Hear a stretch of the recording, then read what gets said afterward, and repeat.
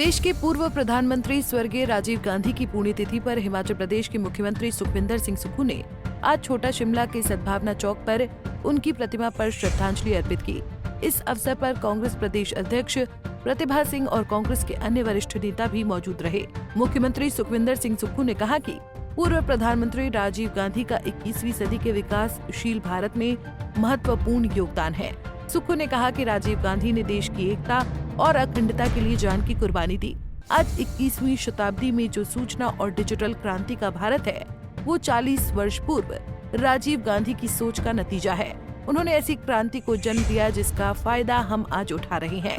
महिलाओं को पंचायती राज संस्थाओं में 33% का आरक्षण देने का काम राजीव गांधी ने किया। ग्रामीण क्षेत्र के बच्चों को गुणात्मक शिक्षा देने के लिए नवोदय स्कूल राजीव गांधी ने दिया। इन स्कूलों में पढ़े कई बच्चे उच्च पदों पर हैं।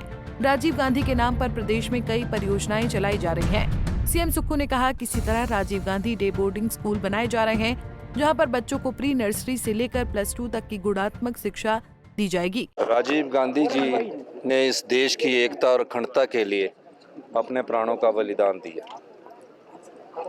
देश पर जब भी कोई संकट आया, राजीव गांधी जी ने उस कुर्बानी देने से कभी पीछे नहीं हटे।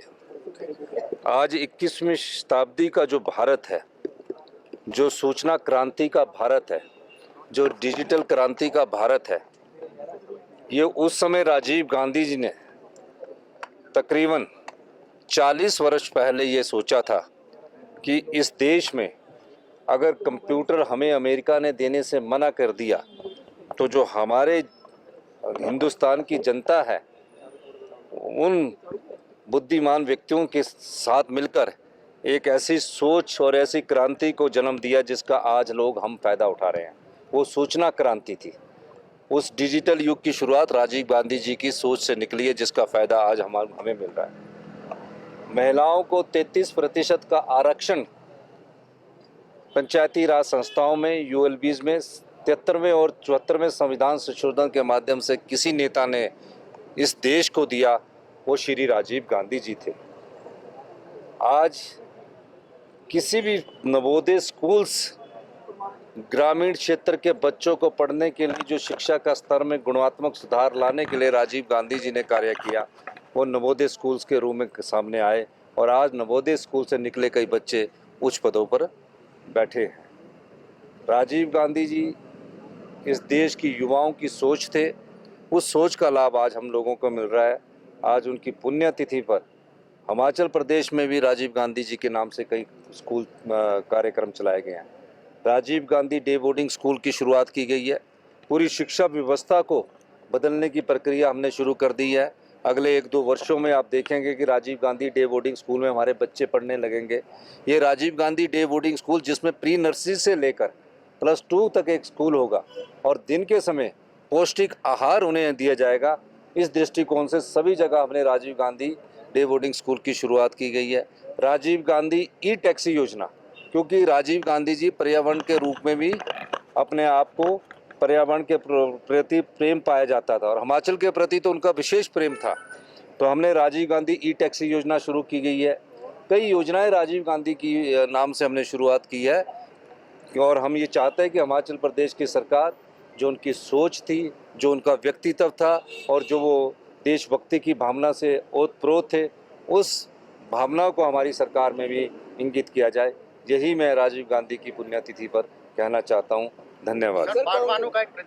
वहीं बीते दिनों भारत पाकिस्तान के बीच युद्ध जैसे हालातों में तुर्की द्वारा पाकिस्तान का साथ देने के बाद देश भर में तुर्की के उत्पादों का बहिष्कार किया जा रहा है और हिमाचल के सेब बागवान भी तुर्की से सेब आयात पर प्रतिबंध की मांग कर रहे हैं। इसको लेकर राज्यपाल के माध्यम से पीएम मोदी को ज्ञापन भी भेजा गया है।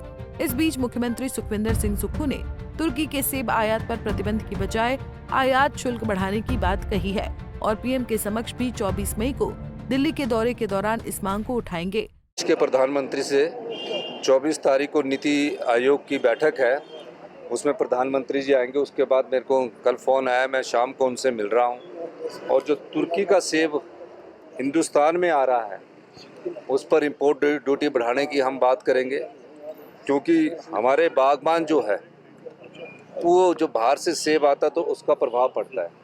और जो हमारी आर्थिकी में बागवान का बहुत बड़ा योगदान है। बागवानों की सुरक्षा करना हमारा दायित्व भी है, फर्ज भी बनता है, और हम इस दृष्टिकोण से मैं उनसे भी बात करूंगा और मुझे लगता है कि हम इसमें आगे बढ़ेंगे। सर, संजौली में माहौल पंजाब केसरी टीवी के लिए शिमला से योगराज शर्मा की रिपोर्ट। हमसे जुड़े रहने के लिए हमारे YouTube चैनल को सब्सक्राइब करें और नई वीडियो की नोटिफिकेशन के लिए बेल आइकॉन को दबाएं। अगर आप ये वीडियो Facebook पर देख रहे हैं तो लाइक जरूर करें और ज्यादा से ज्यादा शेयर करें। इसी तरह के और भी अपडेट्स के लिए फॉलो करें हमारा Instagram पेज himachal.ke।